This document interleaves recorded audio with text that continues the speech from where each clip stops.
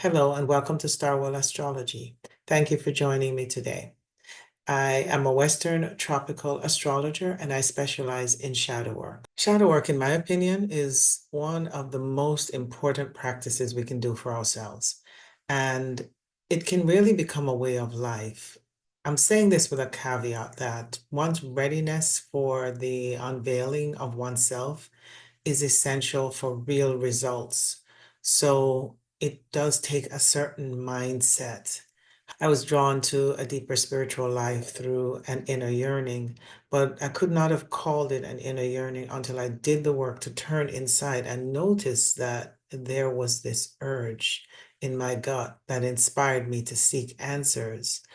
And the desire had been there for several decades, maybe even as long as I can remember, but I didn't know what it was. I dispersed this urge in external things because if you're unaware of what the pure desire for God or the divine within is, then it gets distorted and dispersed through externalizing the energy.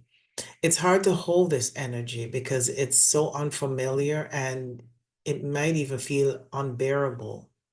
So because we can't hold or sit in it for very long, we tend to disperse this energy and actually squander it. Now, this gut sensation became intense, and although it was distorted and dispersed through several external means, such as escapist behavior, we know what they are: drinking too much, over sexualizing things, overeating, or doing simple things like gossiping too much or spending too much time on social media, Netflix binging, and so forth.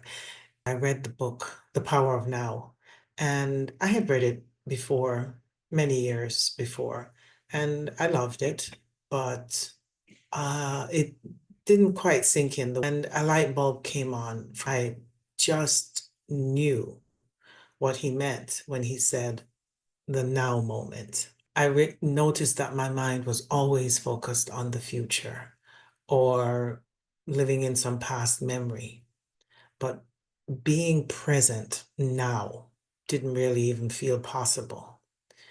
And it took some time to keep practicing, focusing, staying inwards in order to sit in this sense of self that is unfamiliar and even unknown to most of us. But as my mind slowed down, I was able to sense this. Now, this was not easy for me because I am ruled by Mercury, which is the mind. And my ascendant is Virgo, ruled by Mercury, and my sun sign is Gemini, ruled by Mercury. So this was not something that came easy for me. But for whatever reason, once I did decide to do the practice, because it's a mental energy, I was able to stay quiet enough to start to notice myself. But beyond that, what really helped me also was journaling.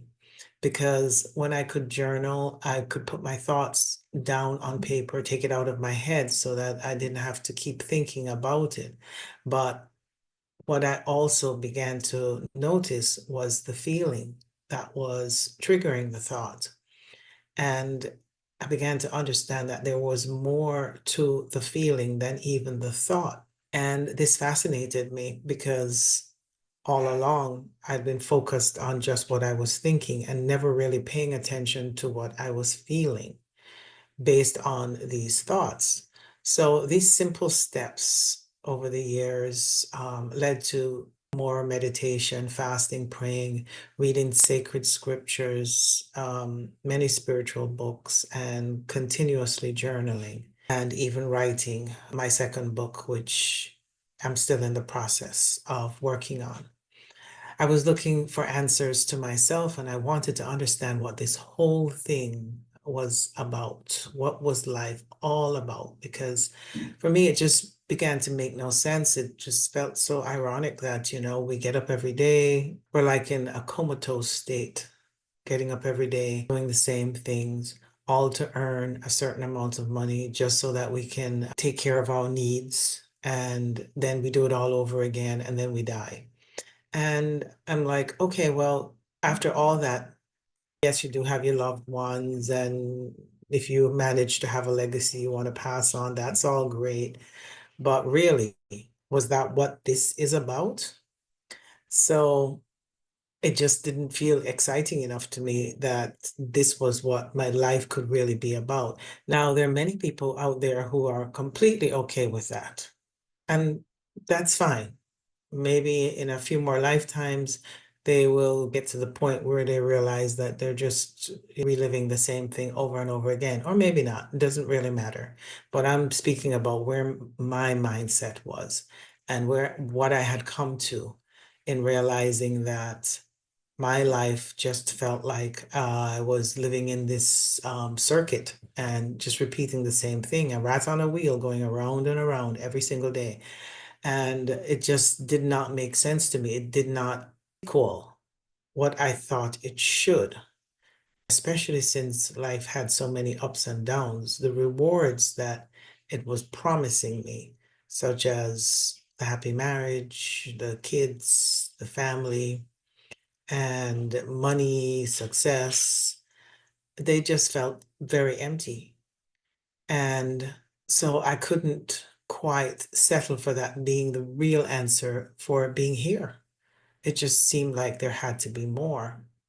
So I began to ask these questions like, what is this about?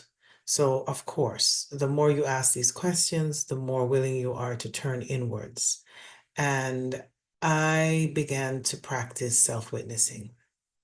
I knew that in order to truly learn, I would have to notice what was going on in my mind.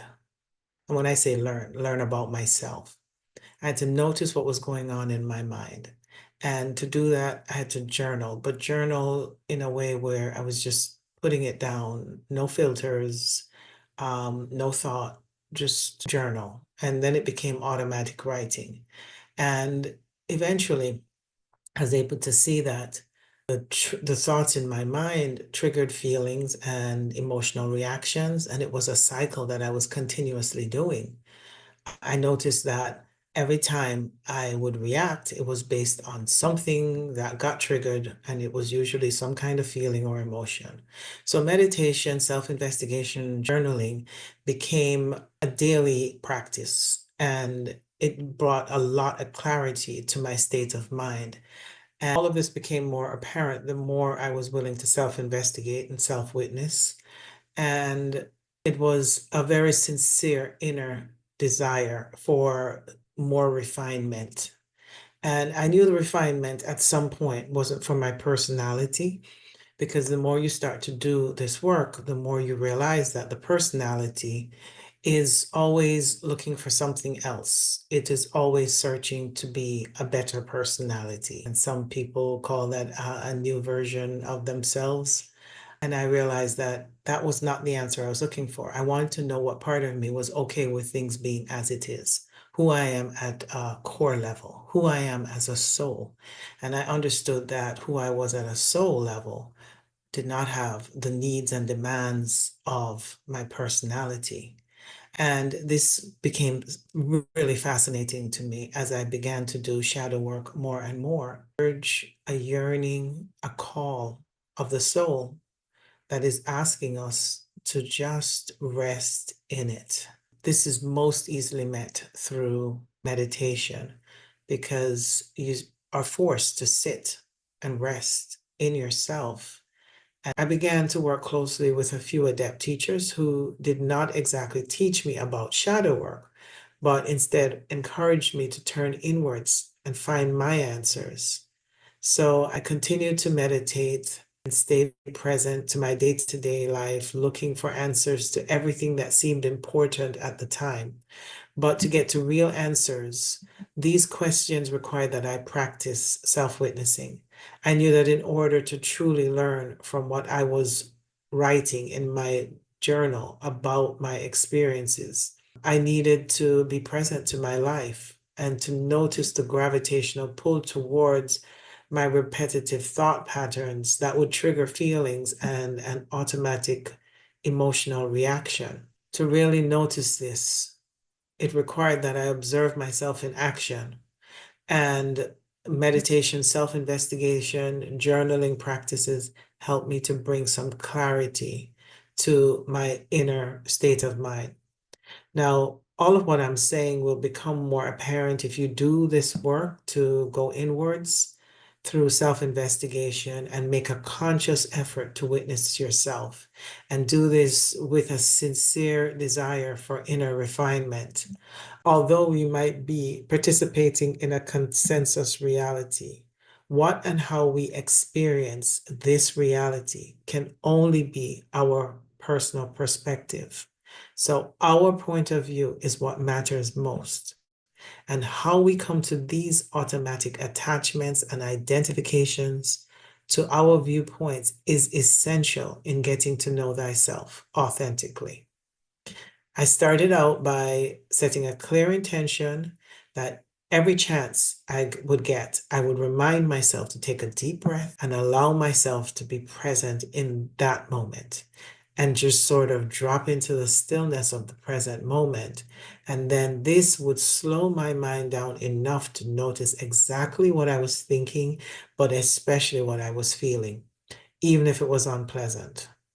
To acknowledge whatever I was feeling in that moment, even if it was something uncomfortable like anxiety or jealousy or feeling guilty, was mind-blowing for me.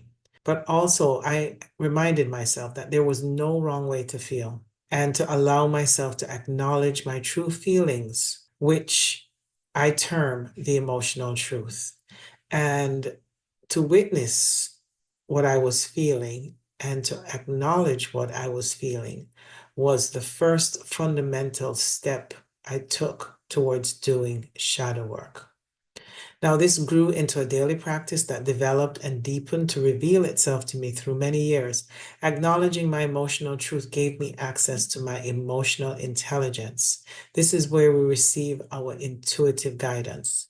And unless we are in touch with our emotional intelligence, we're not able to hear the messages of our heart that comes through this inner guidance. And it comes through sensing what we're feeling. Once we start to go deeper into our self-explorations, we can be more introspective to learn about our hidden side or shadow side, and to acknowledge a side of us that exists within us that is unconsciously activating us. Allow this to be integrated as a part of us. And what we feel is no longer shunned, denied, avoided, rejected. And instead, we allow this to be a part of our wounded self that has been unconsciously activating us in ways that we were unconscious of before. Acknowledging our wounds is not going to kill us, even though it feels like it might, but trust me, it won't. It will just be uncomfortable, but no more uncomfortable than it already is, because we are reacting to it anyway and causing so much of the spiraling and recycling of the same experiences in different ways that is only going to bring back to us our wounds. So being with our wounds, feeling what we feel in that moment and allowing ourselves to acknowledge it is our way through the feeling. So this became a daily practice that continued to expand my awareness. One of the ways to expand our awareness is to look at our astrological chart. And so I want to talk about the various planets in our chart and how they affect us, and how by looking at this and getting a better understanding of what it means for us specifically in our natal chart, we can learn more about ourselves. So, in my opinion, the psyche has three distinctive aspects. First, there's the pure self, the I am presence that we're born into, and it is our core essence. And then there is the second, which is the ego identity or personality. The minute we're born, we grow into a conditioned identity, which becomes a personality. And this is based on where we're born, our religion, our gender, so many other social reasons. And then the third is the shadow side. Now, the shadow self is almost unfamiliar. We don't even really want to know it exists. And for this reason, it's a hidden aspect of the self. Now, everything in the natal chart must be considered to get the whole picture, but to break this down into smaller bite sizes, I will try to give an idea, just an idea of how to understand your natal chart. Remember, each natal chart is unique and our own, and even twins who share natal charts might vary in how they express the potential of their charts, because one planet can mean many things and then it's colored by the aspects, the sign it's in. One archetype can be expressed in so many different ways. So this is what's tricky about astrology. And that's why it is not one-dimensional. It is a very complex science. So the elements, the modalities, the configurations of your chart, the signs, the aspects in your charts all influence the energetic potential of the archetype of that planet.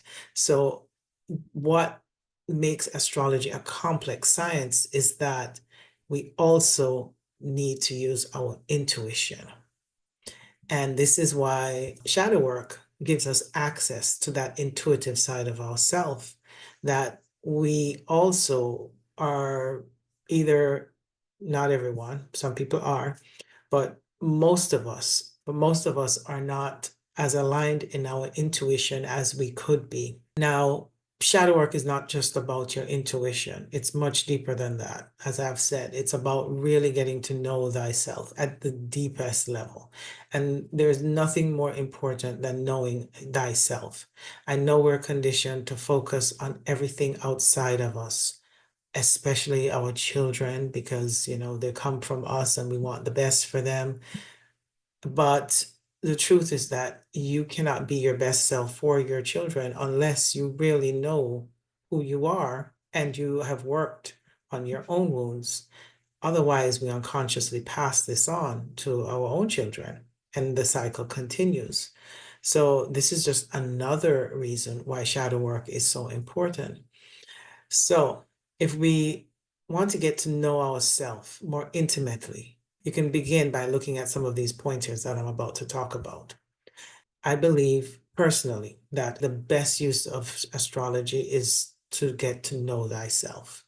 And also, especially if you're using this to know what planets are going to have a transit in your chart and how this might affect you, and then you're able to work on the energies, especially if challenging, you can prepare for them, for these difficult situations that are potentially going to happen.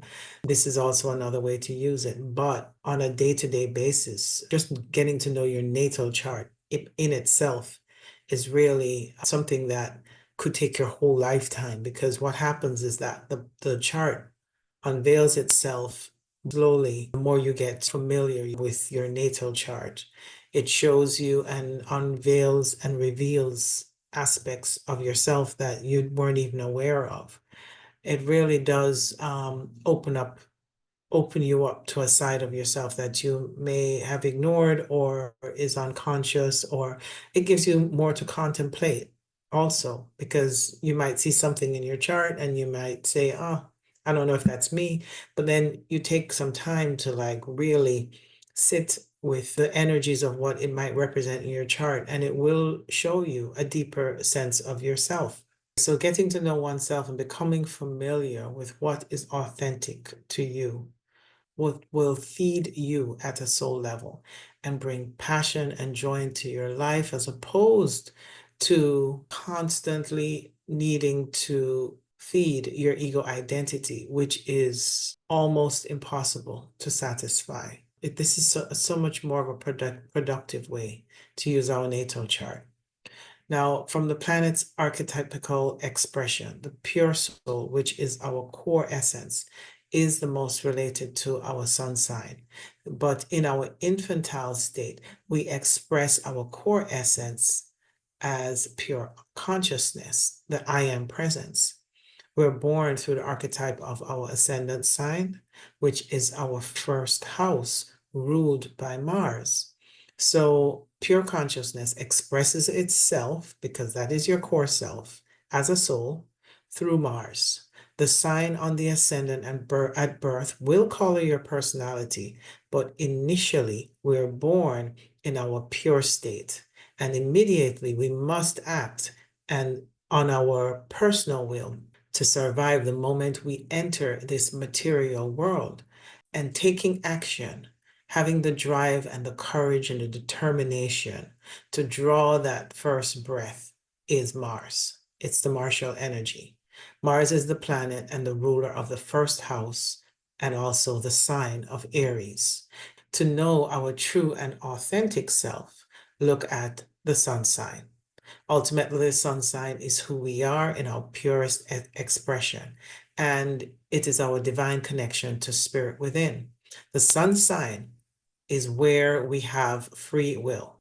However, our free will is oftentimes misaligned with our lower expression, our lower will, which is the conditioned personality or the ego identity. Now, the work is to focus on the higher aspects of our sun sign. Now, when you're looking at your natal chart, you really want to get to know the higher expression of your sun sign. Now, most people are working with their lower aspect of their sun sign.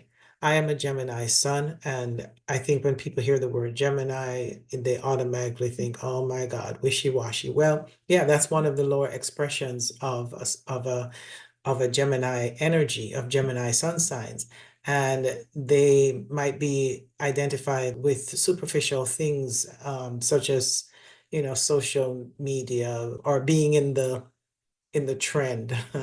They might be a little bit too chatty, or some say that Geminis tend to tell white lies.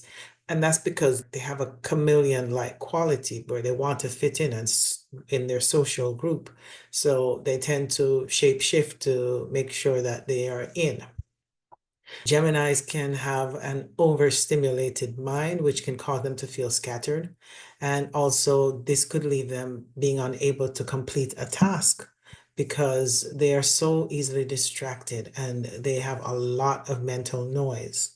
Now, this is the lower expression of Gemini, and I'm not saying all Geminis are completely this, but there will be some truth to this, at least in one or two ways. Now, the higher expression of Gemini at a sun sign, and this is the pure essence because it's always blended with other things. The sun conjunct other planets in Gemini, but in a certain house or aspects that it's making influences this sun sign. So please know I'm speaking just from its purest essence. So the higher expression of the sun sign is overcoming the fickle mind and staying present and aware. And when we do the work with our minds, we will stay curious and alert, and then we're able to notice ourselves. We have to learn to listen so that we can interact with others. Also, it's important to share what we have learned because Gemini is a communicator. They have an uncanny ability to naturally see things from different sides. However, when the mind is in balance, there might be some confusion and indecisiveness in making choices, and they can be a bit wishy-washy. However, from a higher perspective, when a Gemini mind is being used to its fullest potential, they're able to see options and choices that others could easily miss. So Gemini is open to new ways, and it is able to gather and disseminate information. It's also able to stay open to other views and opinions, and it is not very discriminating as far as judging others based on what they feel. They're able to stay open enough and curious enough to allow others to express themselves. And this is how we can express our authentic nature and true essence as a Gemini sun. So as I've said before, look at your sun sign. It is your purest essence. And then look at Mars because it's your first impulse for life. And it is how you will take action. And it's also your personal will. Now, the other planet I suggest you look at is Pluto. Pluto determines the quality of your soul. Pluto certainly can influence our soul because it wants us to transform at a soul level, not at a personality level, at a soul level. Pluto is the higher will. It is divine will. And going back to the part where I talked about the emotional intelligence, when you're in touch with your emotional intelligence by honoring your emotional truth, then you're dealing with Pluto, Pluto's divine will. Because then by understanding what you are guided to, that is more aligned in our spirit, then we know how to make choices that are aligned in our higher will. And this allows the soul to start to evolve. So Pluto is the god of the underworld who determines how well we have transformed our karma to evolve and release the soul's karmic burden.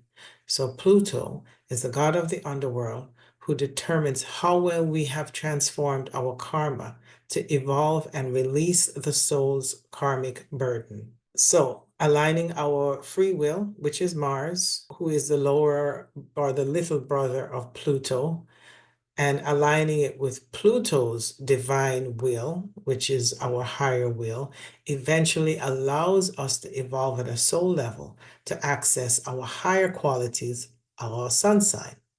So, to know what we are willing to act on, like I said, we must look at our Mars in our chart. Mars is our personal will, but our personal will is usually more focused on fulfilling our lower desires, the desires of our personality, which is Venus, by the way. So look at the planet Mars, notice what sign and house Mars is in, where Mars is situated in your chart, and what aspects to the other planets, points, and angles in your natal chart to tell you more about how you are willing to take action. You can do this with your sun sign also and Pluto. Every single planet that I talk about, you can do these steps by looking at where it's situated in your chart, what aspects it's making to other planets and angles in your natal chart. And this will tell you more about that planet. But do this slowly, no rush, take your time. Also, like I said, Venus is our desires, and we can notice where Venus is in our chart, and this will show us what we enjoy and what feeds our carnal desires. In other words, our wanton desires, our lower desires, because Venus just wants to please our senses, our five senses. So, and Neptune is a higher octave of Venus, which will show us our pure desire for God through unconditional love. So Pluto, the big brother of Mars, is where we can shift our personal will to our inner alignment in divine will. And Pluto requires that we transform. And we'll do this by bringing traumatic events and crises into our life that will force us to evolve. This evolution is meant to take place at a soul level. So to evolve at a soul level, we're meant to master our Pluto. So look at your natal chart, find Pluto in the house aspects that Pluto is making in your natal chart to get an idea of what you are here to work on. Once we are born, we're conditioned into becoming an ego identity, and we're under the influence of Saturn. Once we're born, we get conditioned into becoming an ego identity. And that is reflected based on the sign on your ascendant. But we are also under the influence of Saturn, since he rules karma. He rules karma because he is the demiurge of this material world, and he governs the material laws, which are the 10 Commandments, as well as the universal or spiritual principles, which are the 7 Hermetic principles. Saturn is the stern teacher that will punish us if we do not learn his lessons. This is closely related to the Hermetic law of cause and effect. This is closely related to the Hermetic law of cause and effect. We reap what we sow, which is one of Saturn's law, or an eye for an eye, which is another. The location of Saturn in our natal chart represents our fears, phobias, and on a mundane level, and will show us the type of lessons that we are forced to learn if we do not wake up and heal our karma. Pluto also rules fears and phobias and will bring challenging events to transform and reveal the buried and unconscious wounds that have kept us stuck in reliving our old karma, Pluto demands that we dig deep. Now, I know I said a lot, and I will try to break this down even more over several videos. But now explore your chart, meditate on these planets, and see what this might reveal to you about yourself. Understanding your natal chart gives us deeper insights about how we operate and process experiences in our reality, and the natal chart will unfold and reveal deeper messages the more that we work with it. It is common knowledge to most astrologers that the more we work on ourselves, the less impact the difficult planets will have on us. This could be because we can intuitively know what we should be doing in order to accommodate intense energetic shifts in our lives. For me, this is one of the most useful ways to use astrology. Thank you for joining me, and I hope that you will consider subscribing and liking this video. It helps my channel to grow. Goodbye.